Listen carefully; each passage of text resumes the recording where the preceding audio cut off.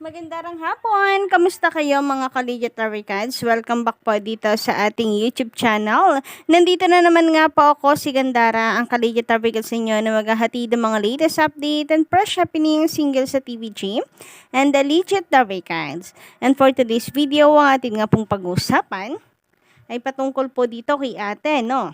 Isang malaking sampal po sa kabila ang kanya pong binanggit. So, mamaya po, tatalakayin natin ang buong detalye hinggil dito.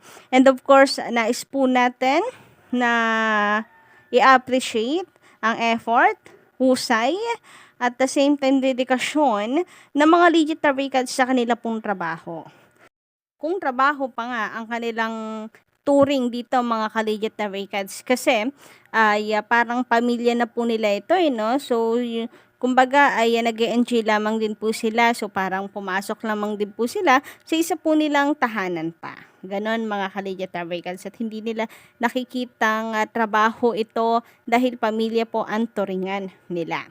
And of course, isa rin po sa ating dalaanan ay patungkol po dito sa mga latest updates and happenings sa buhay po ng mga Legitary Cats. And sa titulong Itbulaga, kung talo na daw ba ang TVJ dahil bakit until now hindi pa rin daw nila ito ginagamit at tape ink ang gumagamit. So may mga nagtatanong po ng ganyang mga katanungan. But before that, shoutout po sa atin pong masusugid na taga-subaybay. Thank you so much sa inyong pagsuporta parate araw-araw. Sir Lips for Fernandez, Sir Manuel Ponce, Sir Noli del Rosario, and Altea 814. Magandarang hapon. Big shoutout, mabuhay po kayong lahat. Thank you sa walang sawang pagsuporta sa TVJ and sa amin pong mga daily updates. And sa mga hindi po natin nabanggit, bawi na lang po ako next time. And para naman sa mga hindi pa nakaka-subscribe, just click the subscribe button and notification bell dyan po sa baba para maging updated at una po kayo sa mga nilalabas po nating balita. And for today's video, unahin na nga po nating pag-usapan itong patungkol po sa titulong Itbulaga. So tinatanong nga po ito ka-Legitary Cats ng isa po nating komentor kung ano daw po ba ang estado. Bakit until now ay tape ink ang gumagamit ng titulong Itbulaga? Mula po dito kay Ariel Hermoso, bakit gamit-gamit pa sa kabila? Yung titulo po ng Itbulaga ang tinutukoy po dito ni Sir Ariel. So parang talo sila sa temporary injunction. Grabe nga naman yun. Wala pa pong inilalabas. Kasi gamit pa rin sa kabila. So dahil gamit pa rin daw po ng tape ink, mukhang talo daw po sa temporary injunction ang TVJ. So sana hindi naman po pinapalabas ninyo no na mahina po ang laban ng TVJ or mahina po ang TVJ compare po sa tape ink. Dahil naalala ko yung mga questions sa TVJ na kung saan bakit daw yung YouTube channel nakuha rin ng kabila. Parang yung tape ink kumbaga nakukuha lahat samantalang ang TVJ ay pending pa din. Wala pang napapatunayan, wala pang basta something like that. Pero sabi ko nga, masyado kasing greedy tong kalaban. Lahat na lamang gusto pong angkinin kaya ganyan sila. And ang TVJ naman, lahat tinadaan po yan sa legal na pamamaraan. So kung meron man po silang kukunin, ito po ay legal. At sa mata ng lahat at sa batas ay legal para wala pong masasagasaan. At ito yung ginagawa po ng TVJ. And hindi po porket gamit pa rin po ng taping ang titulong Itbulaga ay talo na ang TVJ dahil wala pa pong resulta. Sabi nga po ay baka 2024 pa or sa January pa malalaman ang resulta Kaya wag po tayong panghinaan agad. And that's why naghayin ang TVJ para sa temporary injunction ng titulong Itbulaga. Dahil ginagamit ka ng tape ink. Ano po bang bago doon? Dati na po nilang ginagamit kaya nga napunta po sila dyan sa korte. Kaya pinapahinto ng TVJ.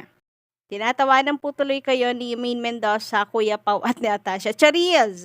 Bagay na bagay yung reaction nila Kuya Pau at nila Maine Mendoza na dito sa picture sa usaping ito. Anyway, Sa pagdiriwang nga po ni Atasha ng kanyang birthday sa EAT ay tila naluha at emosyonal itong si Atasha hanggang sa Facebook post guys, naiiyak pa rin itong si Atasha dahil dito sa binigay na treatment ng TVJ po para sa kanyang special na araw which is ang kanya pong birthday. So narito naman proud na proud at talagang napasigaw pa si Sir Aga Mulak dahil sa pagka-proud po niya sa kanyang anak na kumanta po dito sa EAT. Panoorin nga po natin ito kung gaano ka-proud ang isang ama kay Atasha. Sino nga ba naman po hindi mapaproud? Napakaganda na, napaka-talented pa na kanya pong anak.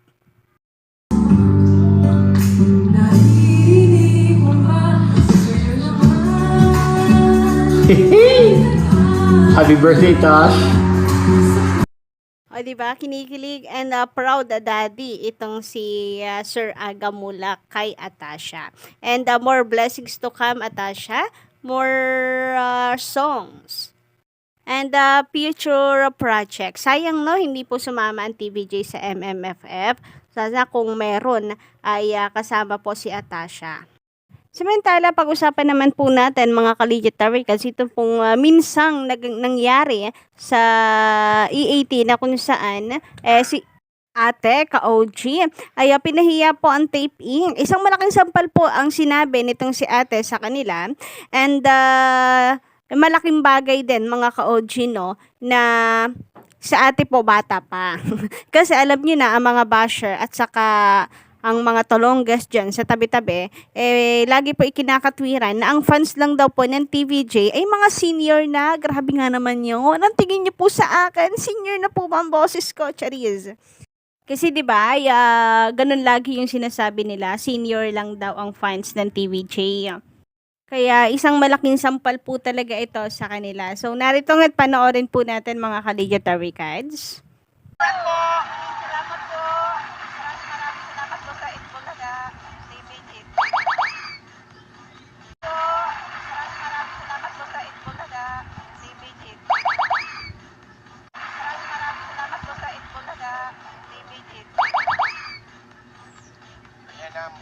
O di ba? Itbulaga ba naman ang pasalamatan sabay pagdiinan na TVJ yung kanyang pinapasalamatan. So meaning, ang TVJ po ang Itbulaga, Itbulaga is TVJ, period. Samantala, napahangay naman po ang mga Legitary Cards dito kay Maine Mendoza at kay Kuya Wally, mga ka-Legitary Cards, dahil po nung birthday ni Atasha, nung araw po ng Sabado, ay quick change ang dalawa. So, Lola Belen, then bodyguard si Kuya Wally, then si Maine Mendoza naman, Team Studio and Team Barangay, maintenance and sa therapy. So, sabi nga po dito ni Miss Raquel, galing, quick change si maintenance at si Lola Belen. Haha, nasa studio na agad sila. Hashtag Main Mendoza, hashtag Legitary Cards, and TVJ on TV5, EAT TV5. Samantala, sabi naman dito ni Miss, sir po pala, sorry, Daginat Club. Ayan, sabi niya, hi, Miss Gandara, always watching your updates. Kung nananatili ang TVJ sa Tape Inc., hindi rin magkakaroon ng TVJ Productions. It is God's mysterious path for TVJ and Daway Cards to handle things for the future of the real Daway Cards. Kumbaga parang blessing in disguise na rin, mga ka-OG. Kagaya ng sabi ni Ay Segera, malungkot pero at the same time masaya siya. Kasi masaya siya dahil at least ngayon malaya na sila. Sabi pa dito, sa Bible talagang binabago ang pangalan ng mga tao tuwing binibigyan ng mahalagang misyon ng Diyos. Gaya ni na Abraham, Abram, at Israel, Jacob. Samantala, sabi naman dito ni Venus Sanity, magandarang hapon sa'yo. Gabi na po pala. Ang Aldab may natututunang magandang aral mula kay Lola ni Dora. Sa Paura, walang natututunan na magandang asal ang manonood tulad ng pagiging salawahan at irresponsable. So, during that Aldab times naman mga ka-OG, parehas single, Ang dalawa, si Mengay at itong si Alden. Itong Paura. Si Ara ay alam ko, Bagong galing po iyan sa breakup. Wag naman sana no, nagagamiting pagkakataon ito ni Paulo na pakikiligin tapos papahulugin ang loob sa kanya. Kasi bagong galing ito sa breakup. And si Paulo naman ay meron pong karelasyon. Which is yan, di ba mga ka-OG? So, may sabit, kumbaga. So, yun lang po muna ng mga ka-OG ang ating update ngayong araw. Don't forget to click the subscribe button and notification bell for more updates.